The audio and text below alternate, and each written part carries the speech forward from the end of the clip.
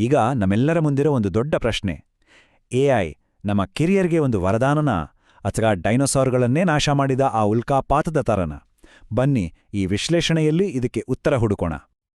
5 ದಿನ, ಕೇವಲ 5 ದಿನಗಳಲ್ಲಿ ಚಾಟ್ ಜಿಪಿಟಿ 1 ಮಿಲಿಯನ್ ಅಂದ್ರೆ 10 ಲಕ್ಷ ಬಳಕೆದಾರನನ್ನು ತಲುಪಿತು. ಅದರ ವೇಗ ಎಷ್ಟಿತ್ತು ಅಂತ ಅರ್ಥ ಮಾಡ್ಕೋಬೇಕಂದ್ರೆ ಸ್ವಲ್ಪ ಯೋಚನೆ ಮಾಡಿ. ಇದೇ ಗುರಿ ತಲುಪೋಕೆ ಇಂಟರ್ನೆಟ್ಗೆ 7 ವರ್ಷ ಬೇಕಾಯಿತು. ನಮ್ಮೆಲ್ಲರ ಜೀವನವನ್ನೇ ಬದಲಾಯಿಸಿದ ವಿದ್ಯುತ್ಗೆ ಬರೋಬ್ಬರಿ 46 ವರ್ಷಗಳು. ನಾವಿಲ್ಲಿ ಮಾತಾಡ್ತಿರೋದು ಕೇವಲ ಒಂದು ಟೆಕ್ನಾಲಜಿ ಬದಲಾವಣೆ ಬಗ್ಗೆ ಅಲ್ಲ, ಒಂದು ಸುಂಟರಗಾಳಿಯ ವೇಗದ ಬಗ್ಗೆ. ಹಾಗಾದ್ರೆ ಇಷ್ಟು ವೇಗದ ಅರ್ಥವಾದ್ರೂ ಏನೋ? ಅಂದ್ರೆ ನಮ್ಮ ವೃತ್ತಿ ಜೀವನ ಒಂದು ರೀತಿ ನಿರ್ಣಾಯಕ ಘಟ್ಟದಲ್ಲಿ ನಿಂತಿದೆ.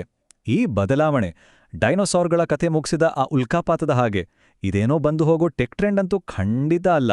ಇದು ವಿಕಾಸ ಅಥವಾ ವಿನಾಶದ ನಡುವೆ ಆಯ್ಕೆ ಮಾಡ್ಕೊಳ್ಬೇಕಾದ ಒಂದು ಕ್ಷಣ. ಹಾಗಾದ್ರೆ ಈ ಹೊಸ ಜಗತ್ತಿನಲ್ಲಿ ಒಂದು ದೊಡ್ಡ ವಿಭಾಜಕ ರೇಖೆ ಎಳೆಯಲಾಗ್ತಿದೆ. ಆ ರೇಖೆಯ ಈಚೆ ನಮ್ಮ ಉದ್ಯೋಗ ಇದೆಯೋ ಅಥವಾ ಆಚೆ ಇದೆಯೋ ಅಂತ ತಿಳ್ಕೊಳ್ಳೋದು ಹೇಗೆ?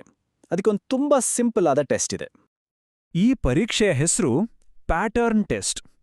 ಕೇಳ್ಕೊಳ್ಬೇಕಾದ ಪ್ರಶ್ನೆ ಒಂದೇ: ಈಗ ಮಾಡ್ತಿರೋ ಕೆಲ್ಸವನ್ನ ಒಂದು ಎಐ ಅಥವಾ ರೋಬೋಟ್ ನಮ್ಗಿಂತ ಫಾಸ್ಟಾಗಿ ಕಡಿಮೆ ಖರ್ಚಲ್ಲಿ ಇನ್ನೂ ಚೆನ್ನಾಗಿ ಮಾಡಕ್ ಸಾಧ್ಯನಾ? ಎಷ್ಟೇ ವರ್ಷದ ಅನುಭವ ಇರಲಿ, ಎಷ್ಟೇ ಕಷ್ಟಪಟ್ಟು ಕೌಶಲ್ಯಗಳನ್ನ ಬೆಳೆಸ್ಕೊಂಡಿರ್ಲಿ, ಎಲ್ಲದಕ್ಕೂ ಉತ್ತರ ಕೊಡ್ಬೇಕಾಗಿರೋದು ಈ ಒಂದೇ ಒಂದು ಕಠಿಣ ಪ್ರಶ್ನೆಗೆ. ಈ ಆಯ್ಕೆ ಮಾಡಿದರೆ ಏನಾಗುತ್ತೆ ಅನ್ನೋದಕ್ಕೆ ಕೊಡಾಕ್ ಮತ್ತು ಅಡೋಬಿಗಿಂತ ಒಳ್ಳೆ ಉದಾಹರಣೆ ಸಿಗಲ್ಲ. ಕೊಡಾಕ್ ಡಿಜಿಟಲ್ ಕ್ಯಾಮ್ರಾವನ್ನು ಕಂಡಿಡಿದಿದ್ರೂ ಬದಲಾವಣೆಗೆ ಹೆದರಿತು. ತನ್ನ ಹಳೆಯ ಫಿಲ್ಮ್ ಬಿಸ್ನೆಸ್ಗೆ ಅಂಟಿಕೊಂಡಿತು. ಕೊನೆಗೆ ಇತಿಹಾಸದ ಪುಟ ಸೇರಿತು. ಆದರೆ ಅಡೋಬಿ ನೋಡಿ, ಎಐಯನ್ನ ಅಪ್ಕೊಂಡು ಬೆಳೆಯಿತು. ಪಾಠ ತುಂಬಾನೇ ಸ್ಪಷ್ಟ: ವಿಕಾಸಗೊಳ್ಳಬೇಕು, ಇಲ್ಲಾಂದ್ರೆ ಅಳಿದು ಹೋಗಬೇಕು. ಇದೇನು 2030ರಲ್ಲಿ ಆಗೋ ಕಥೆ ಅಲ್ಲ, ಆಗ್ಲೇ ಶುರುವಾಗಿದೆ. ಎಐಯಿಂದ ಕೆಲಸ ಕಳ್ಕೊಳ್ಳೋರ ಮೊದಲಾಲೇ ಆಲ್ರೆಡಿ ನಮ್ಮ ದಡಕ್ಕೆ ಬಂದು ಅಪ್ಪಳಿಸ್ತಾ ಇದೆ. 300 ಮಿಲಿಯನ್ ಇದೇನೋ ಸುನ್ನೆ ಒಂದು ನಂಬರಲ್ಲ. ಗೋಲ್ಡ್ಮನ್ ಸ್ಯಾಕ್ಸ್ ಪ್ರಕಾರ 2030ರ ಹೊತ್ತಿಗೆ ಇಷ್ಟು ಕೆಲಸಗಳು ಆಟೋಮೇಷನ್ಗೆ ಬಲಿಯಾಗ್ಲಿವೆ. ಅಂದ್ರೆ ಅಮೆರಿಕಾದ ಇಡೀ ಜನಸಂಖ್ಯೆಗಿಂತ ಹೆಚ್ಚು. ಅಷ್ಟು ದೊಡ್ಡ ಮಟ್ಟದ ಬದಲಾವಣೆ ಇದು. ಹಾಗಾದ್ರೆ ಮೊದಲು ಬಲಿಯಾಗೋರು ಯಾರು? ಸಿಂಪಲ್, ನಾವು ಮುಂಚೆ ಮಾತಾಡಿದ್ವಲ್ಲ, ಆ ಪ್ಯಾಟರ್ನ್ ಟೆಸ್ಟ್ನಲ್ಲಿ ಫೇಲ್ ಆಗೋ ಕೆಲಸಗಳು. Customer service, data entry, accounting, ಈ ಕೆಲಸಗಳಲ್ಲಿರೋ ಒಂದೇ ಥರದ ಪ್ಯಾಟರ್ನ್ಗಳನ್ನ ಎಐ ಗುರುತಿಸಿ ಆಟೋಮೇಟ್ ಮಾಡೋಕ್ ಶುರು ಮಾಡಿದೆ. ಇದಕ್ಕೊಂದು ರಿಯಲ್ ವರ್ಲ್ಡ್ ಎಕ್ಸಾಂಪಲ್ ಬೇಕಾ? ಇಲ್ಲಿದೆ ನೋಡಿ. 2020ರಲ್ಲಿ ಎಷ್ಟು ಜನ ಕ್ಯಾಶಿಯರ್ಗಳಿದ್ರು ಅಂತ ನೋಡಿ. ಈಗಿನ ಸಂಖ್ಯೆಗೆ ಹೋಲಿಸಿ. ಸೆಲ್ಫ್ ಚೆಕ್ಔಟ್, ಸ್ಮಾರ್ಟ್ ಸಿಸ್ಟಮ್ಗಳು ಬಂದ್ಮೇಲೆ 3.5 ಲಕ್ಷಕ್ಕೂ ಹೆಚ್ಚು ಕೆಲಸಗಳು ಇಲ್ಲದಂಗಾಗಿವೆ.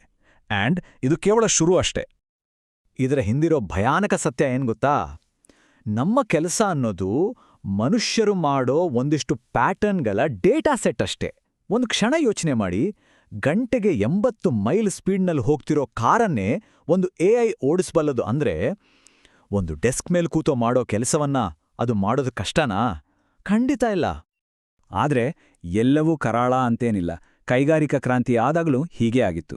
ಇದೇ ಬದಲಾವಣೆ ಹೊಸ ಅವಕಾಶಗಳ ಬಾಗಿಲನ್ನು ತೆರೆಯುತ್ತೆ. ಅರ್ಥಶಾಸ್ತ್ರದಲ್ಲಿ ಇದನ್ನ ಸೃಜನಾತ್ಮಕ ವಿನಾಶ ಅಂತ ಕರೀತಾರೆ. ಅಂದ್ರೆ ಹಳೆಯ ಕೆಲಸಗಳು ಹೋದಾಗ ಹೊಸ, ಇನ್ನೂ ಉತ್ತಮವಾದ ಕೆಲಸಗಳು ಹುಟ್ಕೊಳ್ತವೆ.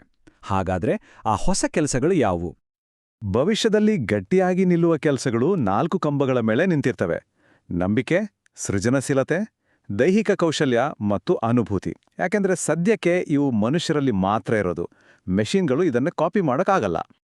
ಈ ಬೆಳವಣಿಗೆಯನ್ನ ನಾವು ಆಲ್ರೆಡಿ ನೋಡ್ಬೋದು.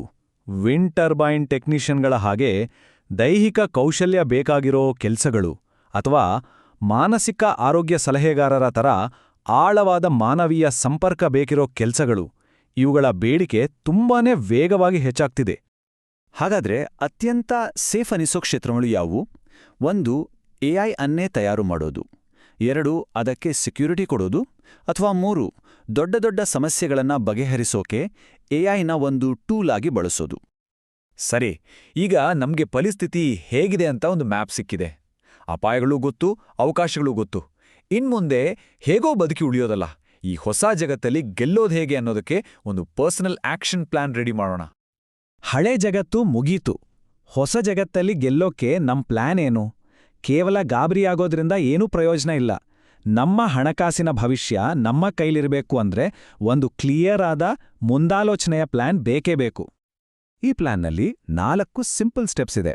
ಮೊದಲನೇದು, ನಿಮ್ಮ ಕೆಲಸದ ಆಡಿಟ್ ಮಾಡಿ ತುಂಬನೇ ಪ್ರಾಮಾಣಿಕವಾಗಿ ಪ್ಯಾಟರ್ನ್ ಟೆಸ್ಟ್ ಪಾಸ್ ಆಗತ್ತಾ ಇಲ್ಲ ಅಂದ್ರೆ ಈಗಲೇ ಬದಲಾವಣೆಗೆ ಪ್ಲಾನ್ ಮಾಡಿ. ಎರಡನೇದು, ನಿಮ್ಮ ಸ್ಕಿಲ್ಸ್ ಅಪ್ಡೇಟ್ ಮಾಡಿ, AI ಟೂಲ್ಗಳನ್ನು ಕಲಿಯಿರಿ. ಮೂರನೇದು, ಕೇವಲ ಕೆಲಸದಿಂದ ಬರೋ ಸಂಬಳದ ಮೇಲೆ ಅವಲಂಬಿತರಾಗದೆ ಸಂಪತ್ತು ಸೃಷ್ಟಿಸುವುದರ ಕಡೆ ಗಮನ ಕೊಡಿ.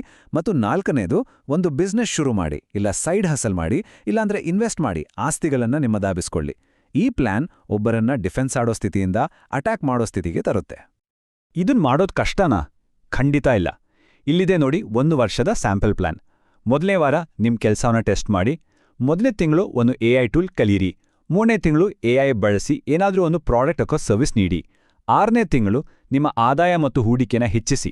ವರ್ಷದ ಕೊನೆಯಲ್ಲಿ ಬೇರೆಯವರು ಯೋಚನೆ ಮಾಡ್ತಿದ್ದಾಗ ನೀವು ಎಷ್ಟು ಮುಂದೆ ಬಂದಿದ್ದೀರಿ ಅಂತ ನೋಡಿ. ಇಲ್ಲಿ ಪರ್ಫೆಕ್ಷನ್ ಮುಖ್ಯ ಅಲ್ಲ, ಸತತವಾಗಿ ಸರಿಯಾದ ದಿಕ್ಕಿನಲ್ಲಿ ಹೆಜ್ಜೆ ಇಡೋದು ಮುಖ್ಯ.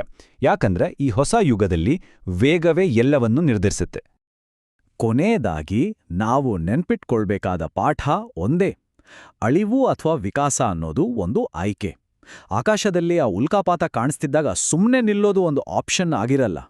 ನೆನ್ಪಿರ್ಲಿ, ಡೈನೋಸಾರ್ಗಳನ್ನ ನಾಶ ಮಾಡಿದ ಅದೇ ಘಟನೆ ಸಸ್ತನಿಗಳ ಒಂದು ಹೊಸ ಯುಗಕ್ಕೆ ನಾಂದಿ ಹಾಡಿತು.